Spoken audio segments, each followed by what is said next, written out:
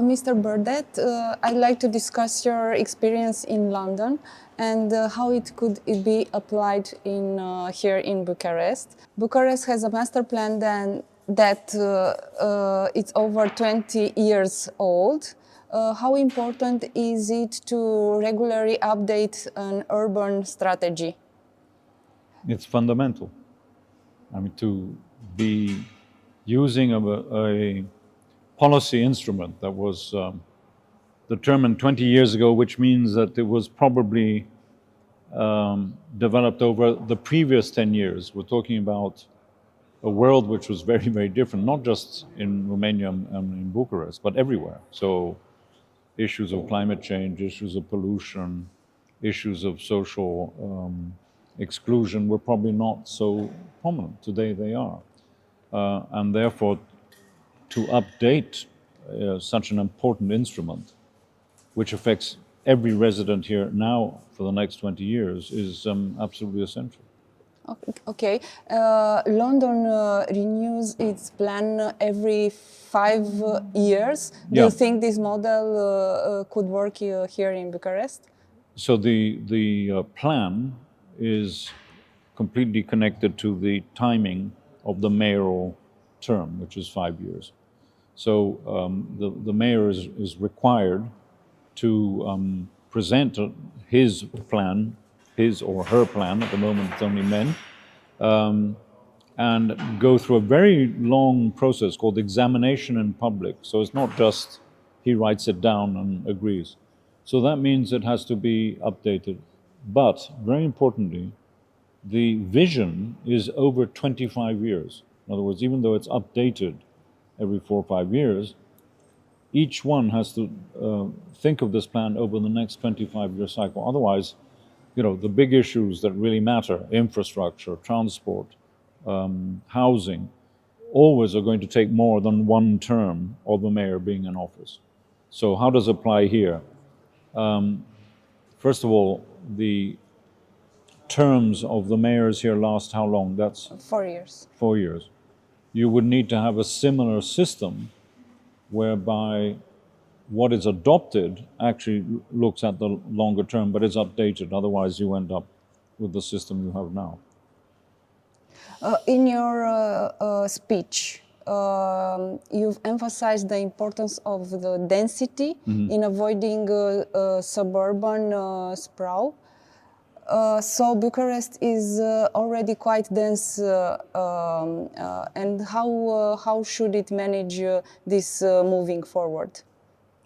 Well, I also stressed in my talk that Bucharest, being quite dense, is an asset, not a problem. In other words, you can make the city even more efficient, particularly by retrofitting it with better public transport and other services. So for the city, for your city, for Bucharest, densifying at the same time as providing other services is certainly possible. I think you saw in my presentation that we compared a number of cities across Europe. Athens and Barcelona, for example, are denser than Bucharest.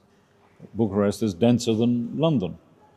Barcelona has been a fantastic model in the last 30 years, of how to actually densify certain areas that are very close to the center that were not used as well as they could have been. That's an area called Poblenou, where I'm sure Bucharest there are sort of similar neighborhoods that could be equally densified, but I guess the key point is you can't just densify by itself. You also have to provide other services, transport included, housing, schools, and everything else you need to support the new populations who are coming in. Otherwise, you get the clash, which we all experience, and a sort of backlash from local residents saying, no, we don't want anyone else here because I can't get an appointment with the dentist anymore, or my children can't get into the school, you know, things like that. So it needs a comprehensive view of what all the elements are which come together with densification. If I understand correctly, London restricts development beyond the green belt. And do you think Bucharest needs a similar mechanism? it may be too late. And so I don't know enough about what has happened around the fringes of Bucharest, but if I understand it, there's quite a lot of metropolitan sprawl, which would be very, very similar to other cities. It's not, London is really quite particular from that point of view. Milan in northern Italy has exactly that sort of, keeps on going in terms of the wider metropolitan area. I think to investigate, you can call it the green belt or the urban growth boundary, to actually set a limit beyond which, until the land is filled, you don't go beyond that, is a good idea. Obviously, there's opposition to that, particularly from landholders and private developers, because it's much cheaper, it's much easier to build housing or offices or out there, but it's more expensive in terms of the public services. Just think of the water systems, electricity, access to all the sort of services we require to take it out to sort of these areas. And secondly, much more importantly, not much more importantly, equally importantly, is this is a wasted resource. Land is precious. We need to keep land green and open because of its potential in terms of helping the planet, in terms of breathing. So these things are need to be balanced always at the same time. Okay, back to downtown. Low emission zones in London faced criticism, but improved the air quality. How can mayors support unpopular but necessary policies, and what similar measures could be applied here in Bucharest? Well, what happened in London is that the mayor, this mayor, had a zone, which was not the whole of London, but an extensive part of it, which had the low emission zone. So it was called LEZ at that point, LEZ. He then proposed, as the basis for his election manifesto, that's important, the last time round, a few years ago, the extension of this low emission zone to the whole of London, to the ultra low emission zone. That's why it's called ultra. In the build-up to this election, this became the big point of discussion between, I'm going to simplify it right and left, but it's actually not that simple.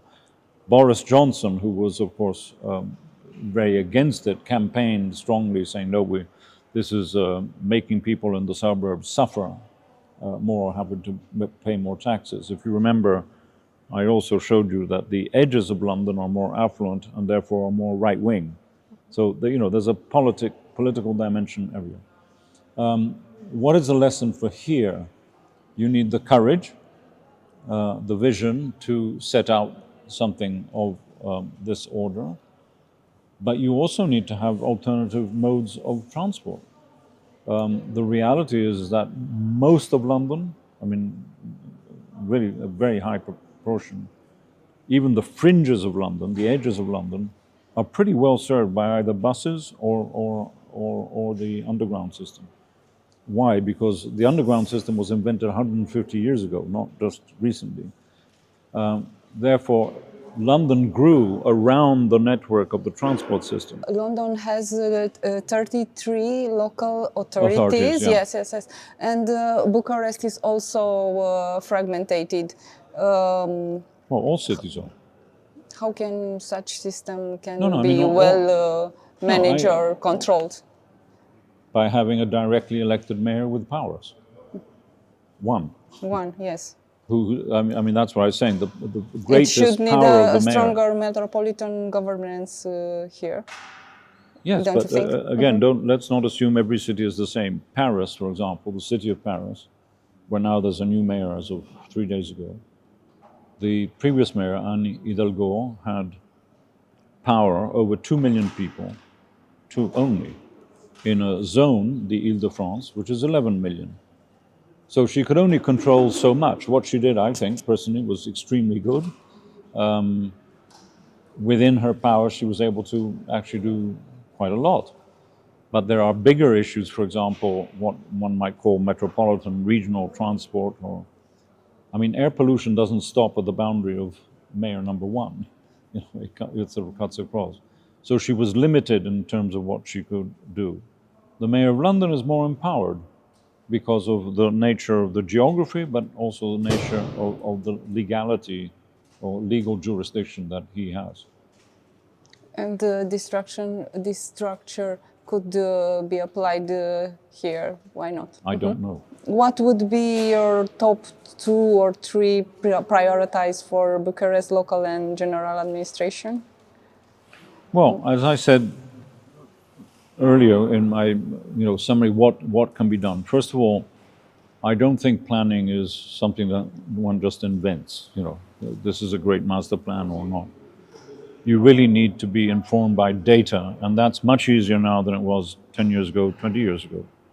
Whether it's through AI, as we've just heard from terrifying accounts from Tony Vives of what's happening with AI in terms of negative side, but the positive side is that we can have access with monitors, air quality, people, what are they doing, what are their choices, a much better understanding of what the DNA of the city is, and what are the major forces. Are people moving, why are they moving, where are young people going, what's happening to older generation, what do they need, etc. And then design a process, as Peter Bishop said, a process, not just a physical plan, which engages the right stakeholders. I think these are lessons that Bucharest could definitely employ. As opposed to just saying, take the London model and apply it here. It needs to work with your own historic systems of governance, your relatively new system of democracy, complex as it is. But let me stress, not every city has sub-mayors in lower numbers of people. So I don't think that in and of itself, if anything, it's the opposite. You need the one on top to probably be given more powers, and then very simply, if he does something which is not particularly inspiring, you kick him out when you elect the next time round.